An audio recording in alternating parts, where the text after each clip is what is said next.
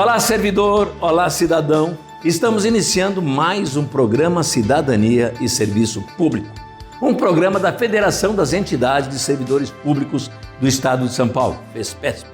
Um programa que discute com você, servidor, com você, cidadão, cidadania e serviço público. Pois é, o nosso assunto de hoje será outra vez precatórios alimentares. Você já conhece, já sabe que precatório alimentar é para tentar receber aquilo que o Estado pagou errado ou deixou de pagar ao servidor. Passam décadas sem que o servidor receba, embora tenha ganho o processo. Então, a lei determina que para aqueles que estão em idade avançada ou com saúde debilitada, recebam uma parte desse precatório alimentar, um adiantamento, o chamado precatório de pequeno valor, que deveria ser no estado de São Paulo pouco mais de R$40 mil, mas hoje ele é pouco mais de R$31 mil. Pior, o governador Dória encaminhou um projeto para a Assembleia Legislativa, PL 899, diminuindo esses R$31 mil para R$11 mil. Absurdo! Fizemos uma frente parlamentar a pedido da Pública e da FESPESP e dirigida, presidida pelo deputado Carlos Gianazzi, na nossa Assembleia Legislativa. É o programa de hoje, é a primeira parte do programa. Assista.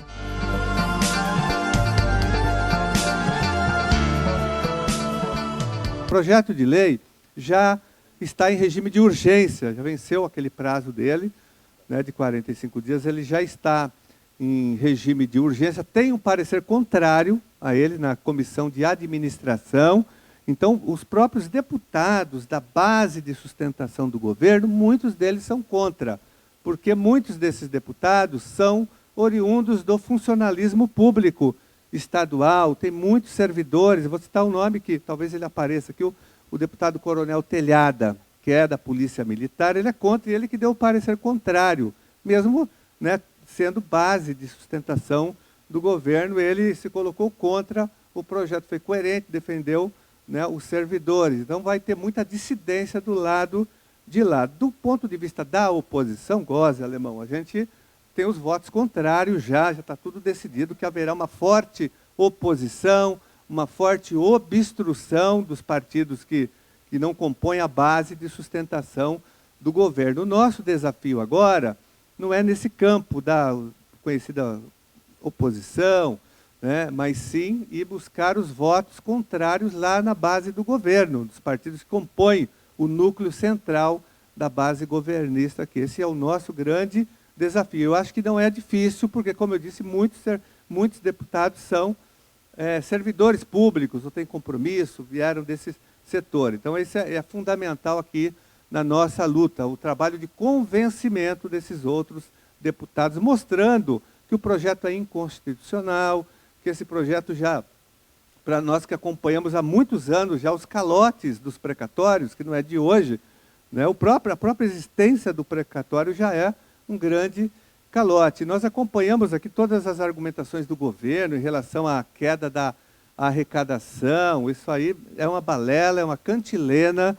O São Paulo não está em crise econômica, não está em crise financeira. Nós, deputados, aprovamos anualmente o orçamento e fiscalizamos a execução orçamentária. Nós temos acesso ao orçamento, como que ele é executado, a arrecadação do Estado. O Estado de São Paulo não está em crise orçamentária. E mesmo se estivesse, nada justificaria uma redução tão drástica do pagamento de R$33 mil para R$11 mil.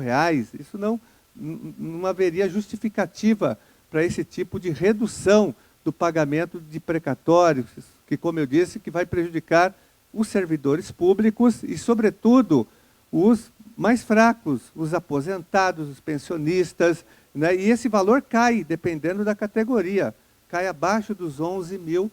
Então, é muito grave essa situação. Mas voltando só à questão do orçamento, que nós acompanhamos bastante, primeiro que o Estado de São Paulo, além de não estar em crise fiscal, porque o dia que o Estado de São Paulo entrar em crise fiscal, acabou o Brasil, pessoal. O Estado mais rico da América Latina é o nosso. Eu digo sempre, o dia que o Estado de São Paulo quebrar E a Prefeitura de São Paulo, o Brasil quebrou toda a América Latina. O Estado de São Paulo não quebra, não é assim. O Estado de São Paulo, né, tem saúde financeira. E mesmo que estivesse, não justificaria. Mas eu quero dizer a vocês que tem um debate que nós estamos fazendo aqui com muita profundidade na Assembleia Legislativa, que são dois. O primeiro é a questão da desoneração fiscal. O Estado de São Paulo tem feito muita desoneração fiscal, ou seja, transferência de recursos públicos para o setor privado. Tem vários setores com benefícios fiscais, isenções fiscais, diminuição dos impostos, como, por exemplo, os frigoríficos do Estado de São Paulo. Os frigoríficos, eles são, inclusive, aqui o Sinafresp, que é o Sindicato dos Servidores dos Agentes Fiscais da Receita Estadual, já há muitos anos vem fazendo esse debate e denunciando esse fato. Os frigoríficos têm isenções fiscais, a Friboi, a Sadia, todas essas grandes empresas têm grandes isenções fiscais do ICMS, as grandes mineradoras do Estado de São Paulo, empresas do agronegócio, a Ambev tem isenção fiscal. Agora, recentemente, foi aprovado um projeto aqui na Assembleia Legislativa, do Dória, que foi aprovado, nós votamos contra, obstruímos, mas a base do governo votou a favor, dando desoneração para a compra do combustível das empresas aéreas, reduzindo de 25% para 12%. Com isso, nós vamos perder anualmente mais de 600 milhões de reais. Né? Então, tem várias isenções fiscais aqui, que isso gira em torno de 20 a 25 bilhões de reais do nosso orçamento, que é o que o Estado deixa de arrecadar por conta dessa desoneração fiscal. Mas, além da desoneração, muitos setores que eu citei aqui e algumas empresas também são devedoras da dívida pública estadual. A Sadia, por exemplo, que eu conheço bastante aqui, nós investigamos, ela está inscrita na dívida ativa, mesmo recebendo isenção fiscal. Ela paga menos imposto que outras empresas, porque ela tem uma certa isenção fiscal. Mesmo assim, ela deve, Goze, para o Estado de São Paulo, para o fisco estadual, 1 bilhão e 500 milhões de reais. Ela é devedora do fisco estadual, 1 bilhão e 500 milhões de reais. Tem várias outras empresas devedoras, principalmente desse ramo do frigorífico. Acho que vai ter gente aqui da Receita Estadual que pode falar um pouquinho mais sobre isso. Mas eu estou fazendo aqui uma rápida introdução para mostrar para vocês que a questão não é financeira do Estado de São Paulo. A questão é que ele quer jogar a conta nas costas dos mais fracos, e aí, no caso, dos servidores. Por isso que nós estamos aqui com várias entidades que representam os servidores, que acompanham essa luta há muito tempo. Me lembro que em 2009 nós fizemos uma audiência aqui contra o calote dos precatórios, daquela lei que foi aprovada no Congresso Nacional. Nós já fizemos umas 5 ou 6 audiências aqui ao longo de vários anos contra os calotes dados. Eu nunca imaginei que nós voltaríamos a esse assunto exatamente nesse momento. Então, essa audiência pública é importante porque ela vai criar aqui um embrião de resistência na Assembleia Legislativa. De início, eu queria fazer algumas colocações. Primeiro, ao deputado Gianazzi, porque assim que nós soubemos da questão do PL 899, entramos em contato com ele e imediatamente ele já arrumou uma data aqui para a gente fazer esse encontro. E o deputado Gianazzi tem trabalhado assim com a gente. Então, toda vez que tem algum problema no funcionalismo, ele é um dos primeiros a nos atender, a estar aqui com a gente. E isso é muito bom. Até porque o deputado está cheio de compromissos aí. Eu sei que está um corre-corre aí na educação, né, em vários lugares, eu tenho visto. E está aqui com a gente, pelo menos, para fazer essa abertura e dar prosseguimento. A segunda coisa que eu queria dizer é que, além da CETES, todo mundo me conhece como do Tribunal de Justiça, nós criamos, há 4 anos atrás, a Pública. A Pública é uma central exclusiva de servidores públicos. Então, só pode participar da Pública entidade ligada ao serviço público, ligada ao servidor público. Por quê? Foi criada há 4 anos, nós tivemos eleição agora em abril para a 2ª diretoria, e eu fui votado para presidente, então eu sou o presidente da Pública. A importância da Pública é essa, é que nós somos diferentes da iniciativa privada. Então, não adianta a gente estar em outras centrais simplesmente. Nós temos que estar numa central que tem perspectiva para o servidor público. Nós somos diferentes. Nós não trabalhamos, como na iniciativa privada, pelo lucro, trabalhamos para servir o cidadão. Aliás, a importância do servidor público, sem ele não tem serviço público, e sem ele o cidadão não recebe nenhum dos direitos que estão lá na Constituição, artigo 6º. Somos nós, através das nossas mãos, que entregamos para o cidadão o direito que ele tem, que está lá na Constituição. E também diferente, viu, deputado? A diferença nossa da iniciativa privada é que na iniciativa privada o patrão é o fixo e ele muda os seus empregados quando lhe interessar. E no serviço público, nós somos os fixos. Os eleitos é que são temporários. Então, nós temos que ter consciência disso, em cima disso trabalhar. Então, quem não conhecia ainda a pública, depois estou à disposição para conversarmos. Agora, quanto ao projeto, é um absurdo o governador tirar dinheiro exatamente daquele que mais precisa. O precatório de pequeno valor é aquele precatório, aquele pouquinho do precatório que o servidor tem e que não consegue receber vários anos seguidos e que está acamado, está, às vezes, até em fase terminal de doença, ou tem uma idade muito avançada. Gente, diminuir de 30 mil no estado de São Paulo para 11 mil, ou até menos, é um absurdo. É um absurdo. O servidor público tem sofrido, não é só com isso, não.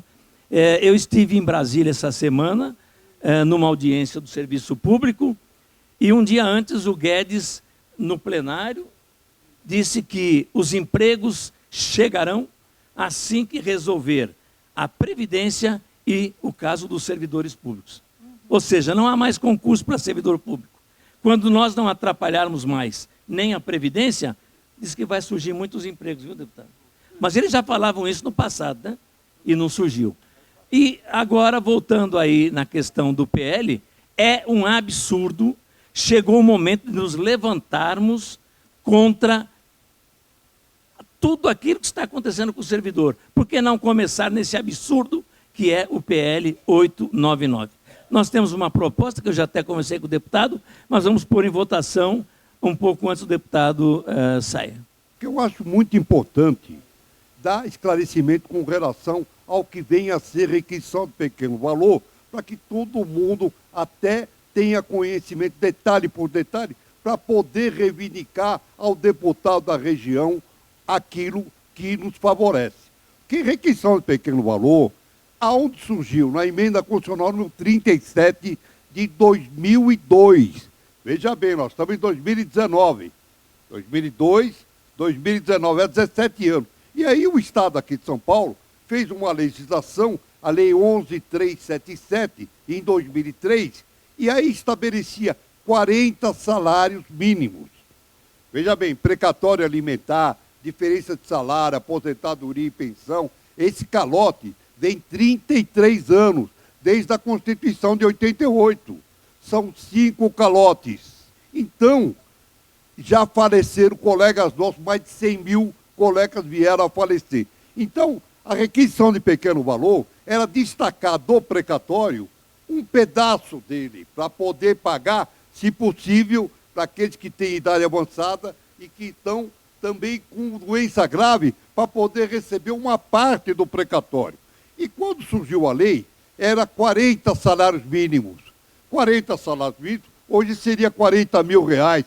Vamos anotando esses dados, 40 mil reais hoje. E quando veio a lei, a 11.377, em 2003, correspondia, como não podia vincular o salário mínimo, correspondia a 1.135 FESP.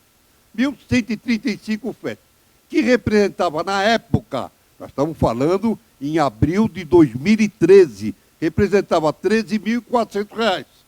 Isso evoluído hoje, estaria hoje, só para vocês terem uma ideia, se pegasse as 1.135 FESP, representaria hoje R$ 54 mil.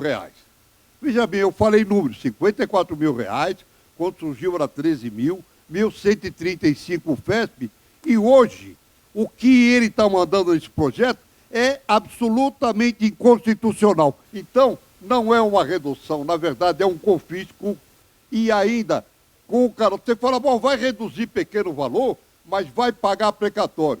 Veja bem, precatório, o calote é mais grave ainda. Está pagando o ano de 2002, nós estamos em 2019. Então, nós vamos ter que reagir, porque se passar um projeto desse, quem tem precatório para receber realmente pode esquecer, vai falecer e não vai receber. Mas nós não temos que aceitar isso. Nós temos que reagir e receber. Não podemos aceitar esse projeto porque ele é inconstitucional. Bem disse o Júlio, a questão é constitucional, mas acima de tudo nós estamos com uma questão social. Tá? E se me permite, vou fazer a leitura da mensagem que encaminhou o decreto 322, que originou a lei 11.377 de 2003. A mensagem do então governador, eu vou me omitir o nome, que não interessa praticamente a ninguém que está na casa, mas a mensagem do então governador que encaminhou, que regulamentou os precatórios de pequeno valor foi a seguinte, na época, em 2003. Nítido caráter social, pois a lei irá de imediato beneficiar grande número de pequenos credores do Estado. Beneficiará também a própria administração, desonerando-a da despesa com gerenciamento de cerca de 50% dos precatórios reputados pela propositura como de pequeno valor, ademais propiciando a extinção e o arquivamento de número expressivo de processos, o que, em última análise, contribuirá para desafogar o próprio Poder Judiciário. Quer dizer, já lá em 2003, né, Júlio, já existia essa preocupação.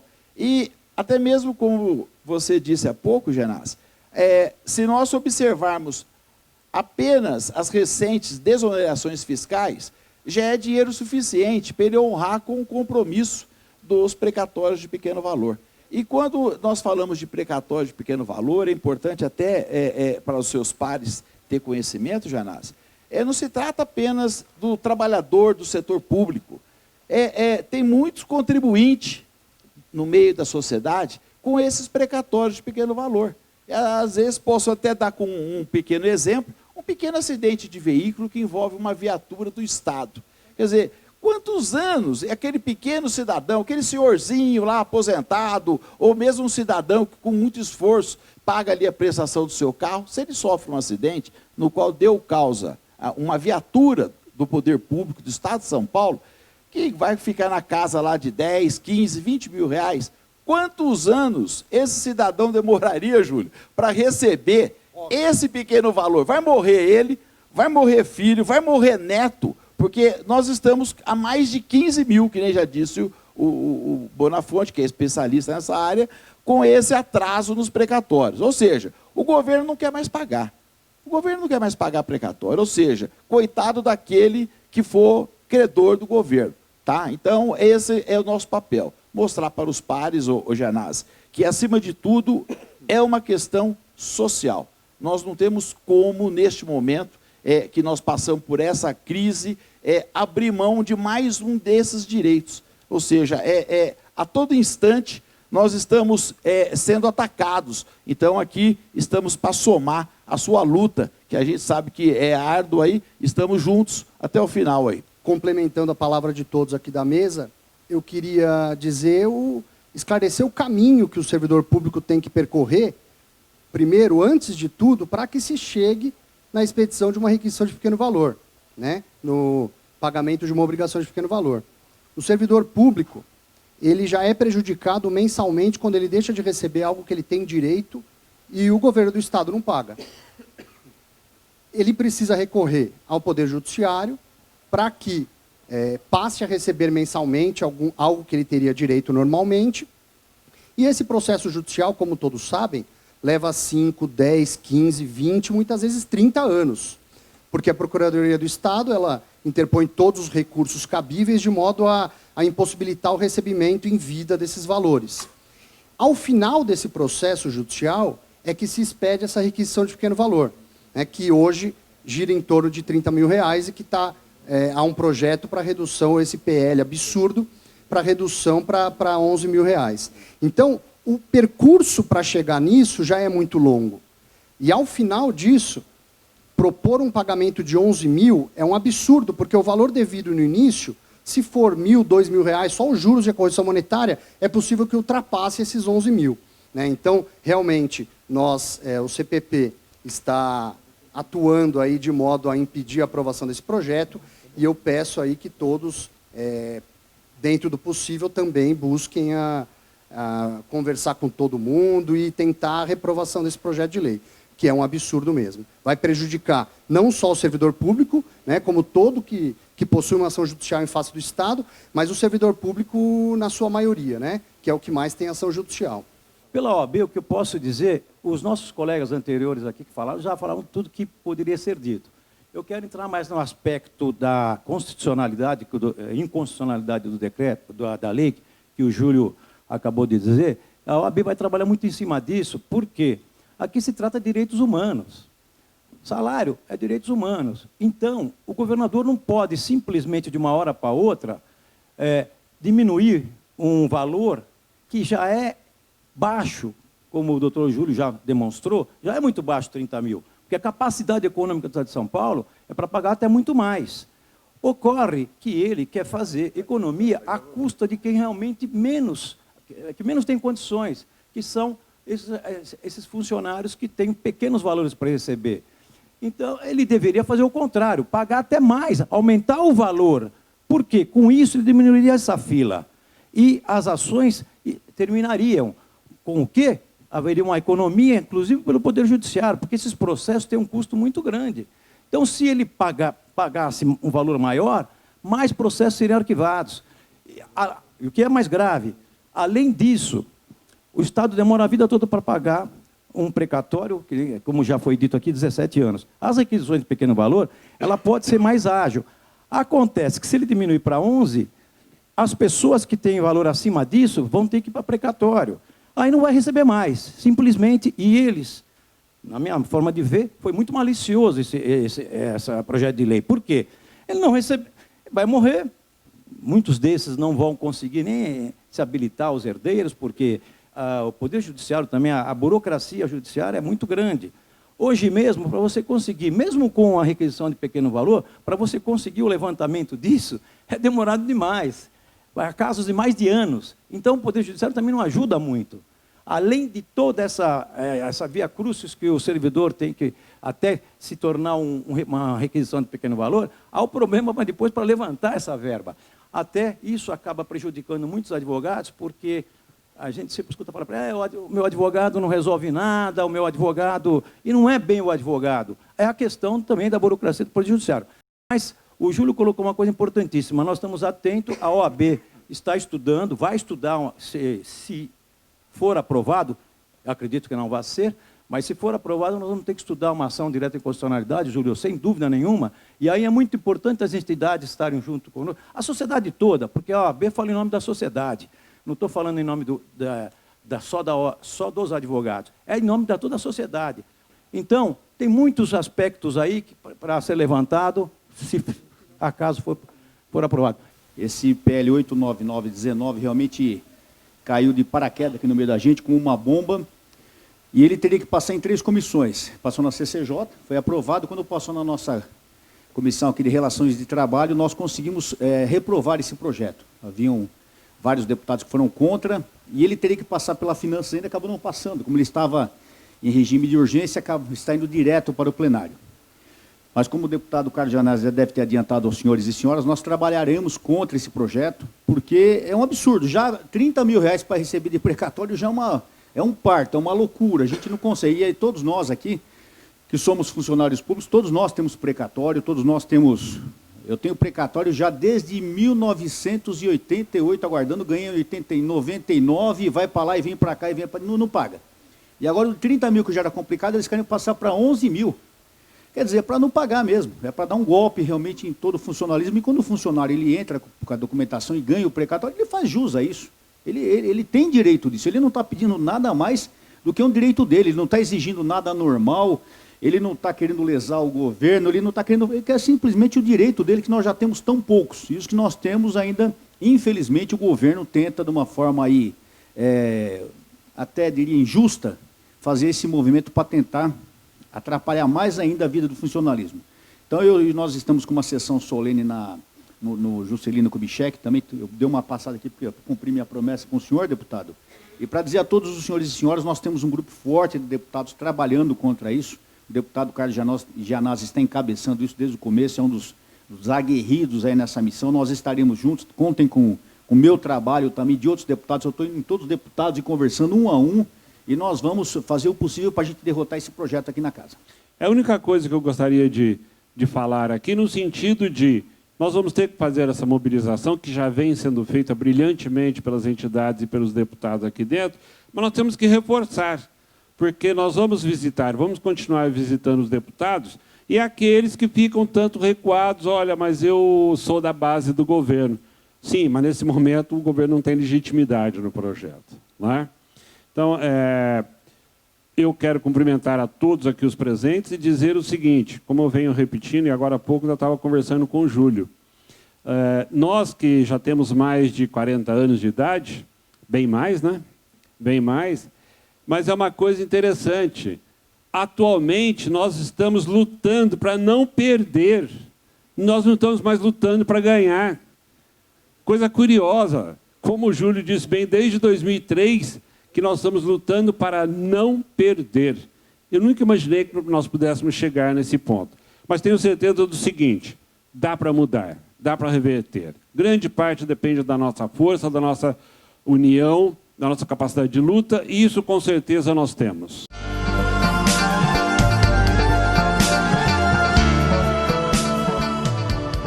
Chegamos ao fim de mais um programa Cidadania e Serviço Público, um programa da Federação das Entidades de Servidores Públicos do Estado de São Paulo, FESPESP. Um programa que conversa com você, cidadão, com você, servidor público, sobre cidadania e serviço público. Até o nosso próximo programa, onde vamos continuar com essa frente parlamentar dos precatórios alimentares. Até o próximo programa.